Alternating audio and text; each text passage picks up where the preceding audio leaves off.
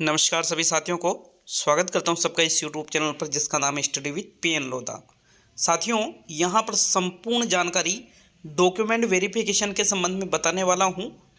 कौन से डॉक्यूमेंट आपको तैयार करने वाले हैं और यहां पर कौन से डॉक्यूमेंट आपके पास नहीं है और कहां से बनेंगे, कैसे उनकी प्रोसेस रहेगी बनने की, बिल्कुल डॉक्यूमेंट का फॉर्मेट भी मैं यहां पर आपको बताने वाला हूं।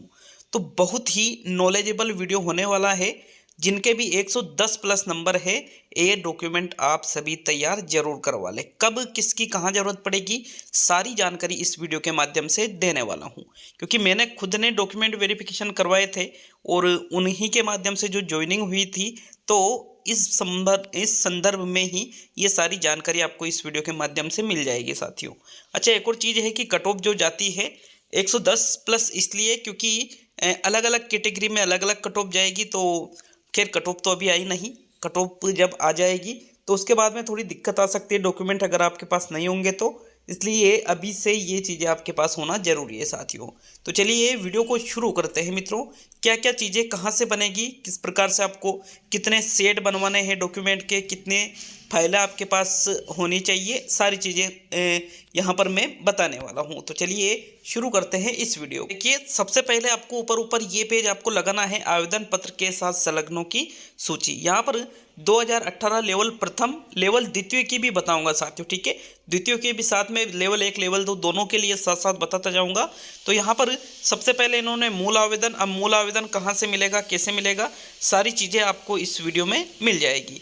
घोषणा पत्र, शपथ पत्र, सेकेंडरी, सीनियर सेकेंडरी, स्नातक, बीएसटीसी, मूल निवास प्रमाण पत्र, फिर उसके बाद में जाति प्रमाण पत्र, फिर शारीरिक विकलांगता प्रमाण पत्र अगर आपने शारीरिक विकलांगता से फॉर्म भरे हैं तो, विधवा की स्थिति में स्वयं का शपथ पत्र, पति की मृत्यु का प्रमाण पत्र भी आपके पास होना चाहिए अगर आपने विधवा से फॉर्म भर रखा है तो, तलाकशुदा से भर रखा है तो तलाकशुदा होने पर न्यायालय निर्णय या डिग्री की प्रमाणित प्रति आपको चाहिए।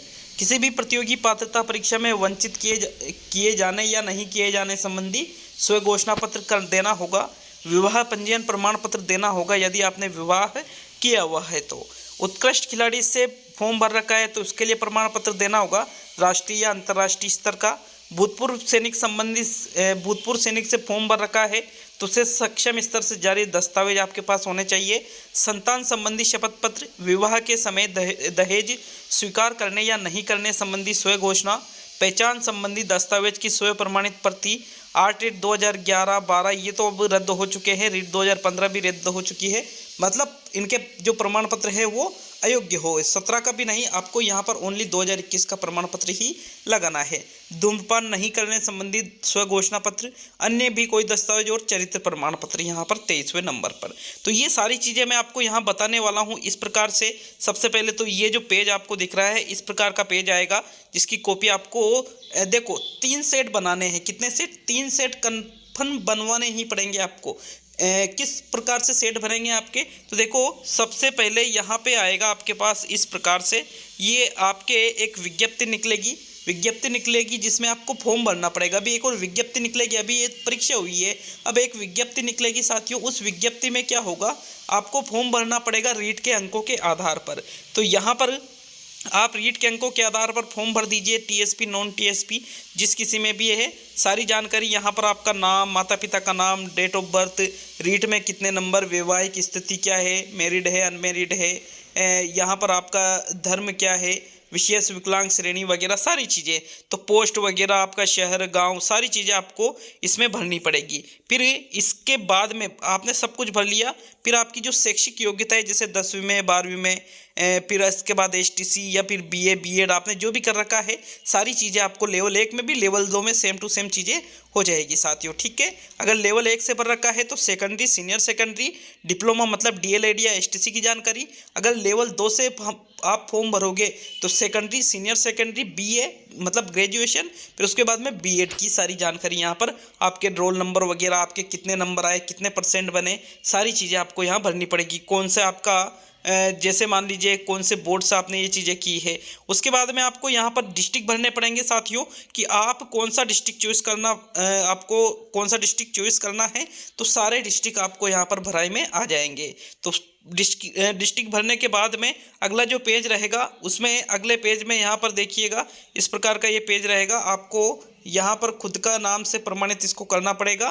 फिर आगे हम बढ़ते हैं तो यहाँ आगे बढ़ने पर साथियों एक यहाँ पे आ जाता है शपथ पत्र। मतलब शपथ पत्र किस बारे में रहेगा कि भाई जो भी आप शपथ लेने वाले हो या जो शपथ लोगे तो भाई मेरा नाम ये है, मेरे पिता का नाम ये है, मेरी उम्र ये है, जाति ये है, निवासी स्थान यहाँ का है, तहसील वगैरह सारी चीज़ें ये टाइपिंग करवानी पड़ेगी। फिर शपथ पत्र की भाई मैं शपथ पूर्वक बयान करता हूँ कि मैंने किसी भी प्रतियोगी एवं पात्रता परीक्षा में अनुचित साधनों का प्रयोग नहीं किया है और न ही मुझे किसी भी प्रतियोगी एवं पात्रता परीक्षा से वंचित किया गया है। और ये सारी चीज़ें जो है वो बिल्कुल सत्य है और कभी भी झूठ नहीं है, न ही कुछ कोई तथ्य छिपाया गया है। ईश्वर मेरी सत्य बोलने में मदद करे इत्यादि इस प्रकार से फॉर्मेट बनवा के ये शपथ पत्र 50 रुपये का यहाँ पर है और इसको आपको अटेस्टेड करवाना होगा। और साथ में आपका जो भी एक कोई साथी है उसका नाम पता यहाँ पर गवाही के लिए देना होगा। फिर शपथ पत्र जो आपने लिया वो अभी लिखा था कि भाई क्या क्या शपथ पत्र में, उसमें कुछ ये बिंदु है, ये 4 5 6 बिंदु है कि भाई यहाँ पे ये सारी ये चीज़ें वो जो टाइपिंग करने वाला होता है वो सारी लिख देगा। देखो, मैं निःशुल्क एवं बाल शिक्षा अधिकार अधिनियम 2009 की धारा 2 के खंड ढ में संदर्भित स्कूलों में अध्यापक के रूप में राष्ट्रीय अध्यापक शिक्षा परिषद द्वारा निर्धारित न्यूनतम योग्यताएं रखता हूँ। मेरे द्वारा भरे आवेदन पत्र के साथ संलग्न समस्त दस्तावेज यदि किसी भी स्तर पर यह पाया गया कि मैं न्यूनतम योग्यता नहीं रखता या रखती हूँ अथवा दस्तावेज फर्जी पाए जाते हैं या झूठा शपथ पत्र दिया गया तो मैं राज्य सरकार द्वारा अध्यापक पद के लिए विज्ञापित किसी भी नियुक्ति के लिए अयोग्य माना जाऊंगा। ये पहला आपका शपथ पत्र। दूसरे नंबर का, फिर मुझे किसी भी आपराधिक कृत्य के लिए किसी भी न्यायालय द्वारा कभी दंडित नहीं किया गया है। ये इसलिए छिपाए गए हैं क्योंकि किसी के ये मान लीजिए निजी जानकारी को मैं यहाँ सार्वजनिक नहीं कर सकता। यहाँ पे किसी गलती या विवाद की स्थिति में अपना प्रतिवेदन निदेशक प्रारंभिक शिक्षा राजस्थान बीकानेर को प्रस्तुत करूंगा। 30 दिन तक भी प्रकरण का निस्तारण नहीं होने के बाद ही न्यायालय में न्याय प्राप्ति हेतु कार्यवाही करूंगा। मेरे मूल दस्तावेजों का अंतिम सत्यापन नियुक्ति देने वाली संस्था द्वारा किया जाएगा। यदि इसमें किसी भी प्रकार की त्रुटि या कमी अथवा कोई तथ्य गलत पाया जाए तो इसकी संपूर्ण जिम्मेदारी मेरी होगी। मैं इस तथ्य से भली भांति अवगत हूँ कि भर्ती हेतु मेरिट लिस्ट में शामिल होने भर्ती के लिए एक आवश्यक न्यूनतम मापदंड है। मात्र इस कारण से मुझे अध्यापक पर नियुक्ति का अधिकार प्राप्त नहीं होगा। मतलब ये तो आपने पात्रता परीक्षा दी है, अब इसके बाद में जो विज्ञप्ति आएगी उसमें आप रीट के आधार पर जो फॉर्म भरते हो, डिस्ट्रिक्ट चूज करते हो, फिर कट ऑफ निकलती है स्टेट लेवल पे, तो उसके आधार पर आपको ज्वाइनिंग दी जाएगी साथियों। ठीक है, चलिए आगे बढ़ते हैं। आगे वापस एक और शपथ पत्र बनवाना पड़ेगा यहाँ पर 50 रुपये वाला।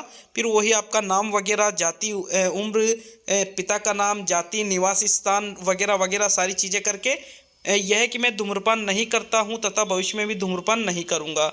उपरोक्त शपथ पत्र में वर्णित सभी तथ्य मेरे स्वयं के ज्ञान एवं विश्वास के अनुसार सत्य है, कुछ भी झूठ नहीं है, न ही कुछ छिपाया गया है। ईश्वर मेरी सत्य बोलने में मदद करे। फिर दिनांक वगैरह आपके साइन वगैरह यहाँ पर हो जाएंगे। तो यहाँ पर क्या क्या शपथ पत्र में आपको लिखना होगा साथियों अगले शपथ पत्र में कि यह कि आज तक मैं अविवाहित हूँ। अगर आप अविवाहित है और अगर आप विवाहित है तो इसके बाद में आपको विवाह का प्रमाण पत्र, मैरिज सर्टिफिकेट भी साथ में लगाना होगा, कंपलसरी है। यह कि मैं अगर आप अविवाहित है तो शादी करने पर ना तो किसी भी प्रकार का दहेज लूँगा और ना ही दहेज दूंगा। तो आपको ये लिखना होगा कि ना ही तो मैंने दहेज लिया है ना ही दहेज दिया है। यदि आप विवाहित है तो यह है कि शादी के बाद 2 से अधिक संतान पैदा नहीं करूंगा। यह है कि मैं अपनी पत्नी के जीवित रहते दूसरी शादी नहीं करूंगा। यह है कि इसकी संपूर्ण जिम्मेदारी व जवाबदारी मेरी स्वयं की होगी। यदि आप शादीशुदा है तो आपको लिखना होगा कि यह है कि मेरे 2 से अधिक संतान नहीं है और अगर कोई तथ्य झूठा है तो मुझे अयोग्य माना जाएगा। आप जब तक एक पत्नी है दूसरी पत्नी से शादी नहीं कर सकते। तो इस प्रकार का शपथ पत्र सत्यापन वापस आपको करना होगा, अटेस्टेड भी आपको इसको कराना होगा साथियों। आगे बढ़े तो आवेदक द्वारा घोषणा पत्र आपको लिया जाना चाहिए। इसमें ये सारी चीज़ें आप पढ़ सकते हो ये खुद गवर्नमेंट ये चीज़ें करती है, ये आपके पास सारे फॉर्मेट आ जाएंगे वापस। इसको भी आपको शपथ पत्र मतलब एक स्टाम्प पर लिखवाना होगा सारी चीज़ों को। फिर चरित्र प्रमाण पत्र आपको बनवाना होगा जो सक्षम अधिकारी है। कोई भी फर्स्ट ग्रेड आपके जो आसपास फर्स्ट ग्रेड टीचर है तो 2 अलग अलग टीचर से एक एक शपथ पत्र ये एक एक चरित्र प्रमाण पत्र बनवा लेना और उनकी 3-3 कॉपी करवा लेना। 3 सेट बनवाने हैं सारी चीज़ों के आपको, ठीक है। कितने सेट, कितनी फाइलें बनवानी है? 3 फाइलें आपको यहाँ पर बनवानी है साथियों। चरित्र प्रमाण पत्र में यहाँ पर फर्स्ट ग्रेड जो अध्यापक है वो आपका चरित्र प्रमाण पत्र बना देगा कि मैं यहाँ फर्स्ट ग्रेड का नाम आ जाएगा, उसके पिता का नाम आ जाएगा, जाति, निवासी, राजकीय सेवा में इस पद पर मैं कार्यरत हूँ, और फिर उसके नीचे वो शपथपूर्वक बयान करेगा कि आपका यहाँ नाम आ जाएगा, आपके पिता का नाम आ जाएगा, आपका निवास स्थान कि कितने वर्षों से जानते हैं, और नीचे आपका यहाँ नाम लिख देगा, और नीचे उसके नीचे आप वो खुद का साइन और मोहर लगा देगा। इसी प्रकार दूसरा यहाँ पर चरित्र प्रमाण पत्र बनाना होगा, मतलब 2 फर्स्ट ग्रेड अध्यापकों से 2 जो व्याख्याता है उनसे अलग अलग चरित्र प्रमाण पत्र आपको बनवाना होगा, ठीक है। उसके बाद में आगे बढ़ते हैं। अगर आपने बीएड कर रखी है या बीए कर रखी है या डीएलएड कर रखी है तो आपके डीएलएड की यहाँ पर प्रथम वर्ष की अंक तालिका रहेगी, फिर उसके बाद में डीएलएड की द्वितीय वर्ष की अंक तालिका रहेगी, फिर उसके बाद में डीएलएड का प्रमाण पत्र रहेगा। इसी प्रकार यदि आपने लेवल 2 से एग्जाम दिया है, लेवल 2 से फॉर्म भरा है तो आपके बीए फर्स्ट ईयर की मार्कशीट, बीए सेकंड ईयर की मार्कशीट और बीए फाइनल की मार्कशीट रहेगी।